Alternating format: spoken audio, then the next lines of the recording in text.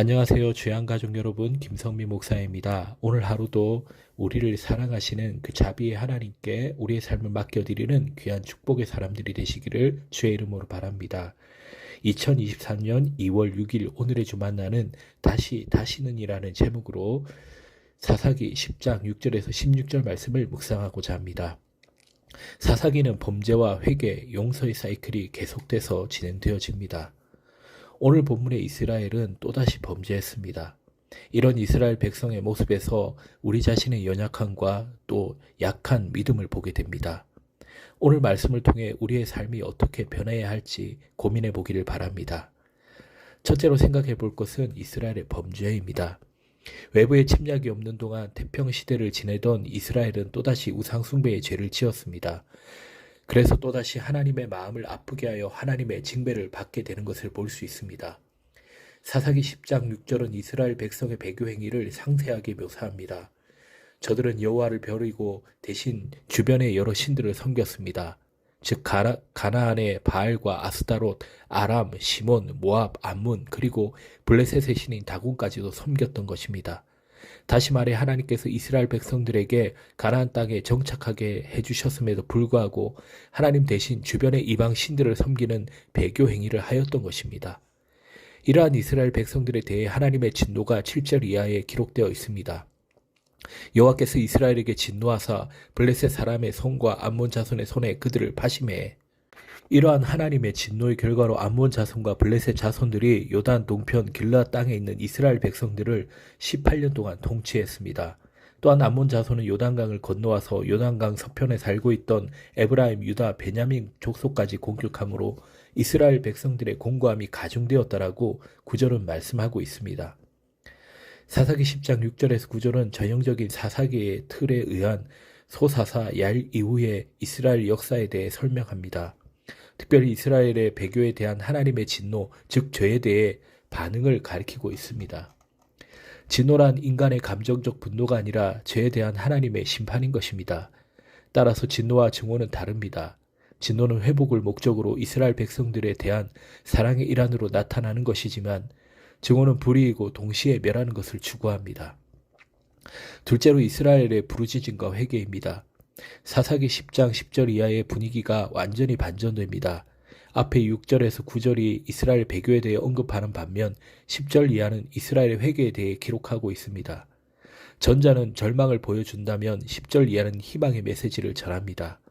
10절에서 이스라엘 자손이 여호와께 부르짖어라는 말은 히브리어로 자크 엘 아도나이인데 이 말의 의미는 여호와께 도와달라고 부르짖다라는 뜻입니다. 즉 이스라엘 자손은 단순히 하나님께 부르짖는 것이 아니라 도움을 요청하며 처절하게 부르짖었다라는 것입니다.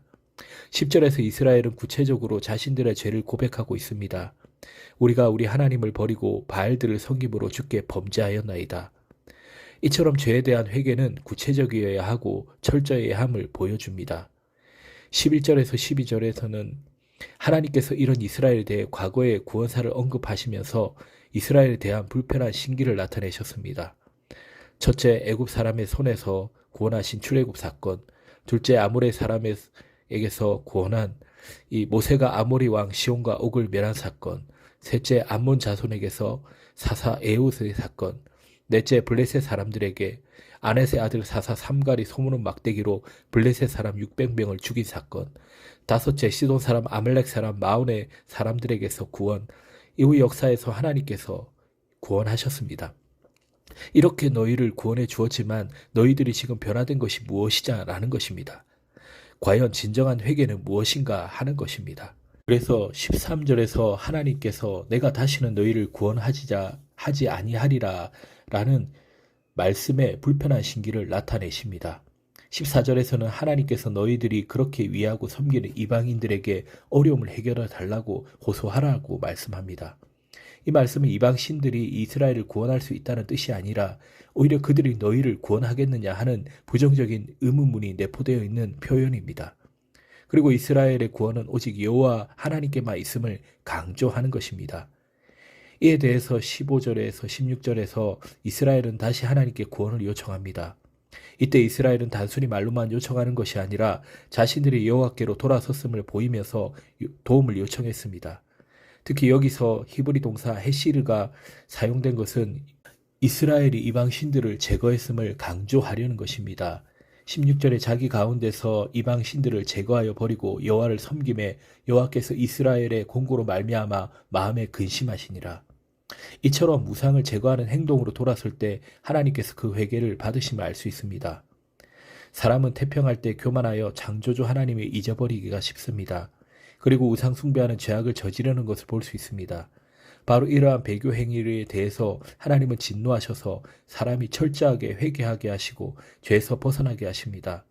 하나님의 진노가 임하는 동안은 고통스럽고 견디기가 어렵습니다. 그러나 모든 일이 잘되고 평안할 때 하나님의 은혜를 더욱더 깨닫고 감사하면서 하나님을 경외할 때 하나님은 그 집을 왕성하게 하시고 그 사람을 존귀하게 세워주십니다. 여러분 언제나 어디서나 오직 하나님 한 분만을 섬길 수 있는 우리 모두가 되기를 주의 이름으로 축복합니다.